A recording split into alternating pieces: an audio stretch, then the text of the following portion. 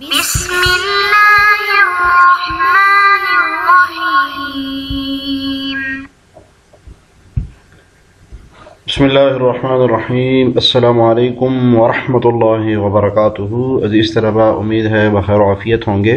تفسیر جلالین سورۃ المائدہ سبق نمبر 248 کے ساتھ آپ کے سامنے حاضر ہیں۔ آج کا سبق انشاءاللہ ما قلت لہم سے لے کر آیت نمبر 118 انک انت العزیز الحکیم تک ہوگا۔ تو آئیے عزیز طلباء سبق کی ابتدا کرتے ہیں۔ اعوذ باللہ من الشیطان الرجیم، بسم اللہ الرحمن الرحیم۔ ترجمہ دیکھیے، ما قلت لهم الا ما امرتنی به، میں نے ان لوگوں سے اس کے سوا کوئی بات نہیں کہی جس کا آپ نے مجھے حکم دیا تھا۔ ما قلت لهم، نہیں کہی میں نے ان سے کوئی بات، الا ما امرتنی به، سوائے اس کے جو جس کا آپ نے مجھے حکم دیا تھا۔ ان اعبدوا اللہ ربی و ربکم، اور وہ یہ کہ اللہ کی عبادت کرو جو میرا بھی پروردگار ہے اور تمہارا بھی۔ وَكُنْتُ عَلَيْهِمْ شَهِيدًا مَا دُمْتُ فِيهِمْ، اور جب تک میں ان کے درمیان موجود رہا، میں ان کے حالات سے واقف رہا۔ فَلَمَّا تَوَفَّيْتَنِي كُنْتَ أَنْتَ الرَّقِيبَ عَلَيْهِمْ، اور پھر جب آپ نے مجھے اٹھا لیا تو آپ خود ان کے نگران تھے۔ كُنْتَ أَنْتَ الرَّقِيبَ عَلَيْهِمْ، تو آپ خود ان کے نگران تھے۔ وَأَنْتَ عَلَى كُلِّ شَيْءٍ شَهِيدٌ، اور آپ ہر چیز کے گواہ ہیں۔ عزیز طلباء، اس سے قبل عیسیٰ علیہ السلام کے ساتھ اللہ تعالیٰ کے مکالمے کا بیان تھا کہ قیامت کے دن اللہ تعالیٰ عیسیٰ علیہ السلام سے پوچھیں گے کیا آپ نے لوگوں سے کہا تھا کہ مجھے معبود بناؤ اور میری والدہ کو؟ تو عیسیٰ علیہ السلام نے دو باتیں ارشاد فرمائی تھی۔ ایک یہ کہ آپ تو ایسی بات سے تو آپ پاک ہیں، اور میری کیا مجال کہ میں اس طرح کی بات کا حکم کروں۔ اور دوسرا فرمایا تھا کہ اگر میں ایسی بات کرتا بھی وہ آپ کے علم میں ہوتی۔ اس آیت میں وہی مکالمہ چل رہا ہے۔ تو یہاں پر عیسیٰ علیہ السلام نے آگے فرمائیں گے قیامت کے دن ما قلت لهم الا ما امرتنی به، کہ میں تو صرف اسی بات کا حکم میں نے دیا جس کا آپ نے مجھے، میں نے اسی بات کا کہا جس کا آپ نے مجھے حکم دیا تھا۔ یعنی کہ میں نے تو صرف انہیں وہی کچھ کہا جس کے کہنے کا تو نے مجھے حکم فرمایا تھا، اور میں نے صاف صاف اور بار بار یہ کہا تھا کہ تم صرف اللہ تعالیٰ کی عبادت کرنا جو کہ میرا بھی پروردگار ہے اور تمہارا بھی۔ آپ کے حکم سے میں نے کوئی تجاوز نہیں کیا۔ اپنی الوہیت کی تعلیم پھر میں کیسے دیتا؟ میں نے تو ان کو صرف آپ کی بندگی کی طرف بلایا اور کھول کر بتایا کہ میرا اور تمہارا سب کا رب ایک ہی ہے، وہی خدا ہے جو تنہا عبادت کے لائق ہے۔ اس بات چیت اور اس گفتگو کا جو کہ قیامت کے دن ہوگی، بائبل میں صریح نصوص ہیں اس مضمون کے، اور بکثرت بائبل کے اس میں موجود ہے۔ اور پھر عیسیٰ علیہ السلام فرمائیں گے کہ نہ صرف میں نے ان کو تیری عبادت کی دعوت دی، بلکہ جب تک میں ان میں قیام پذیر رہا میں ان کی احوال کی نگرانی بھی کرتا رہا، خبرگیری بھی کرتا رہا کہ کوئی غلط عقیدہ یا بے موقع خیال تو نہیں قائم ہو گیا ان میں۔ البتہ قیام کرنے کے بعد جو مدت آپ کے علم میں مقدر تھی، جب میں نے وہ پوری کر دی اور آپ نے مجھے اٹھا لیا، پھر صرف آپ ہی ان کے احوال کی نگرانی اور خبردار ہو سکتے تھے، میں اس کے متعلق کچھ عرض نہیں کر سکتا۔ تو اس آیت میں اس مضمون کا بیان ہے۔ تفسیر دیکھیے، ما قلت لهم الا ما امرتنی به، نہیں کہا میں نے ان سے مگر وہ بات جس کا آپ نے مجھے حکم دیا۔ اور وہ کیا بات تھی؟ وہ یہ کہ تم اللہ کی عبادت کرو اور میری عبادت کرو، اللہ کی عبادت کرو جو میرا بھی رب ہے اور تمہارا بھی رب ہے۔ وہ ہوا کہہ کے صاحب جلالین ترکیب کی طرف اشارہ فرما رہے ہیں، اور اس وہ ہوا کی 3 ترکیبیں ہو سکتی ہیں۔ یعنی اعبد اللہ ربی و ربکم، یہ جملہ جو ہے اس کی 3 ترکیبیں ہو سکتی ہے۔ ایک یہ کہ جو صاحب جلالین نے کی ہے کہ ہوا کو مبتدا بنا لیں اور ان اعبد اللہ یہ ان مصدریہ ہوگا، یہ بتاویل مصدر خبر بن جائے گی، اور ہوا ضمیر جو ما موصولہ ہے ما امرتنی، جس چیز کا حکم دیا آپ نے، اس کی طرف یہ ضمیر لوٹے گی۔ دوسری ترکیب یہ کہ انا اعبد اللہ، یہاں پر حالت پہلی ترکیب میں انا اعبد اللہ حالت رفیع میں ہوگا، دوسری ترکیب میں انا اعبد اللہ حالت نصبی میں ہوگا، اور اعنی فعل محذوف کے لیے یہ بتاویل مصدر مفعول بھی بنے گا۔ یہ دو ترکیبیں ہو گئی۔ تیسری ترکیب بھی ایک ہو سکتی ہے کہ انا اعبد اللہ کو بتاویل مصدر ما قبل سے عطف بیان بنا لیا جائے، یا اس کو بدل بنایا جائے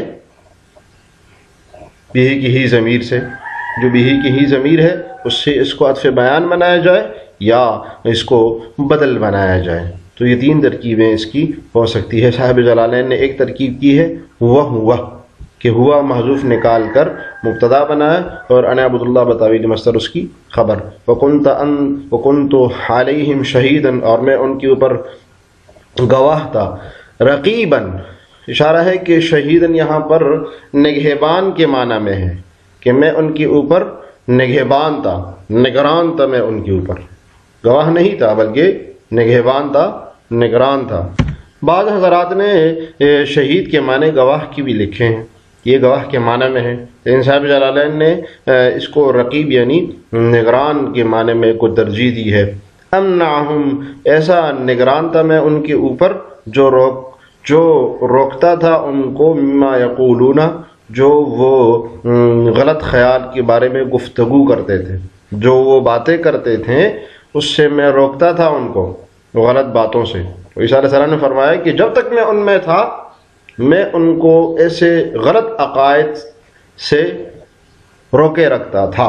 مما یقولون کہہ کے صاحب جلالین اس طرف اشارہ کر رہے ہیں کہ شہیداً رقیب کے معنی میں ہے، اس لیے کہ گواہ تو کسی باتوں سے نہیں روکتا نا، گواہ تو صرف گواہی دیتا ہے۔ رقیب نگران جو ہوتا ہے وہ غلط باتوں سے روکتا بھی ہے۔ ما دمت فیہم، جب تک میں ان میں رہا، جی مادام ہے صرف افعال ناقصہ ہے، یہ متکلم کا صیغہ ہے۔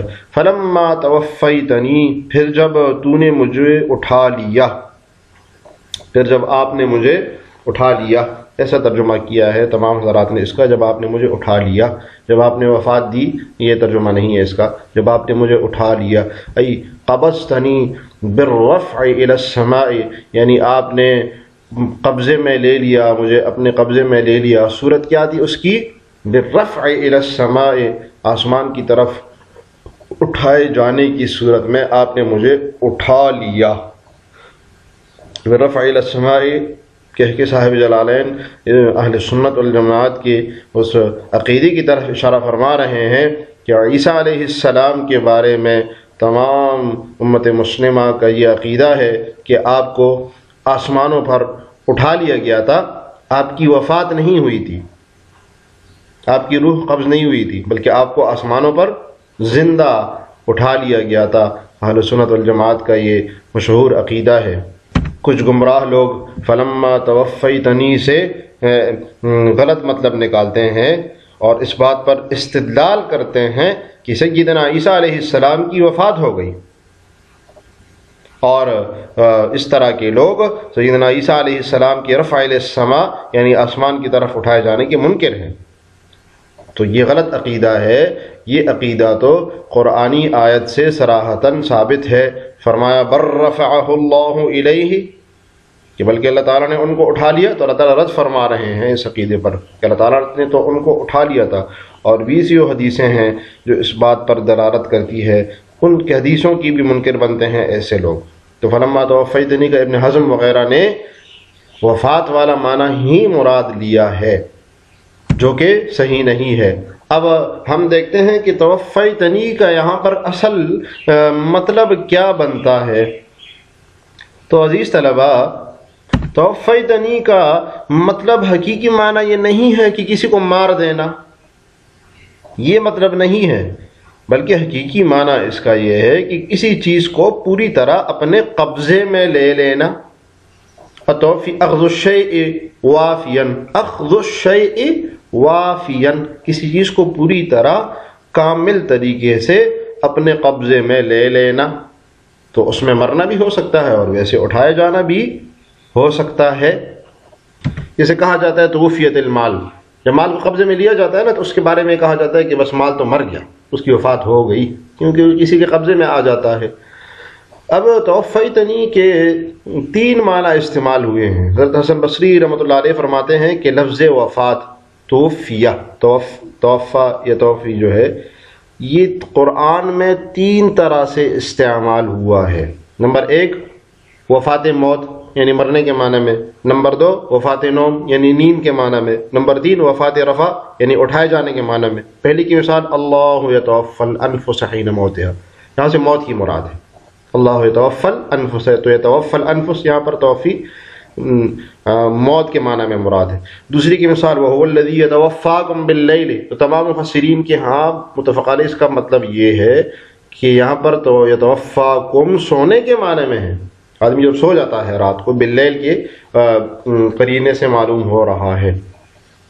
اور تیسری مثال جو آئی ہے وہ یہ کہ انی متوفی کا ورافعک، تو وہاں پر وفات جو ہے قبض کے معنی میں، جیسے کہ یہاں پر توفیتنی، یہاں پر بھی توفیتنی روزہ کے معنی میں ہے۔ تو اب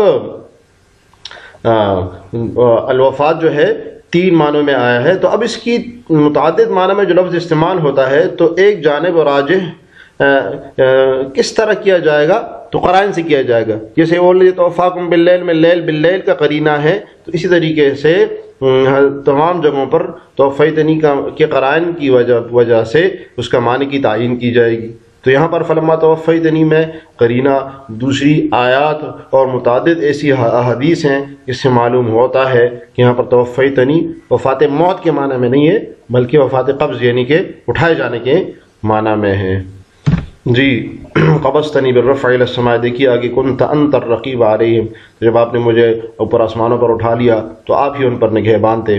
الحفیظ لأعمالہم، یعنی ان کے اعمال کی حفاظت کرنے والے تھے، اچھے برے اعمال کی حفاظت کرنے والے آپ ہی تھے۔ جو کنت انت، کنت فعل افعال ناقصہ میں سے فعل افعال ناقصہ، اور انت ضمیر جو مستتر ہے اس میں واجب الاستتار اس کا اسم ہے، اور یہ انت اس کی تاکید کے لیے آیا ہوا ہے، ٹھیک ہے۔ الرقیب علیہم خبر ہے اس کی۔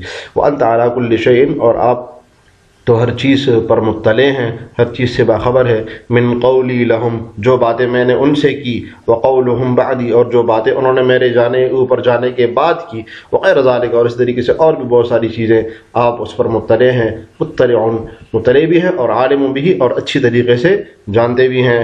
ان تعذبہم فانہم عبادک وان تغفر لہم فانک انت العزیز الحکیم، اگر آپ ان کو سزا دیں تو یہ بھی آپ کے بندے ہی ہیں، اور اگر آپ انہیں معاف کر دیں تو یقیناً آپ کا اقتدار بھی کامل ہے۔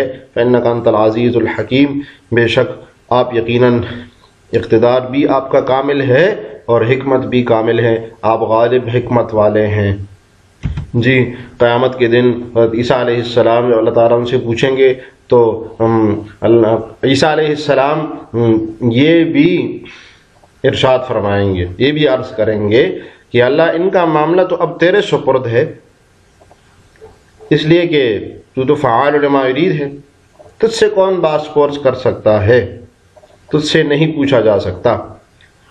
تو اب یہ آپ کی شان کے موافق ہیں، ان میں نیک بندے بھی ہوں گے اور بدکار بندے بھی ہوں گے جنہوں نے انکار کیا، تو یہ اب آپ کے اوپر ہیں کہ آپ ان کو عذاب دیں یا آپ ان کی مغفرت فرمائیں، آپ غالب حکمت والے ہیں۔ تو اس آیت میں اللہ تعالیٰ کے سامنے بندوں کی عاجزی اور بے بسی کا بڑا اظہار ہے، اور اللہ تعالیٰ کی عظمت، جلالت اور اس کی قدر مطلق اور مختار کل ہونے کا بیان ہے۔ جی دیکھیے ان تعذبہم، اگر آپ ان کو عذاب دیں گے، ای من قام علی الکفر منہم، تو عیسیٰ علیہ السلام کو معلوم ہوگا کہ کچھ لوگ اس دن کچھ لوگ ایسے میرے بعد تھے جو کہ مومن تھے، ایمان لائے اور صحیح طریقے پر رہے، اور کچھ لوگ تھے جنہوں نے انکار کیا، اس لیے یہ ارشاد فرمایا کہ ان تعذبہم بالجملہ ارشاد فرمایا کہ اگر آپ ان کو عذاب دیں، کن کو؟ ای من قام علی الکفر منہم، یعنی ان میں سے جو کفر پر قائم رہے میرے بعد، فإنہم عبادت، وہ تیرے بندے ہیں۔ تو بالجملہ ارشاد فرمایا، یہ نہیں کہا کہ جو برے ہیں ان کو عذاب دیں۔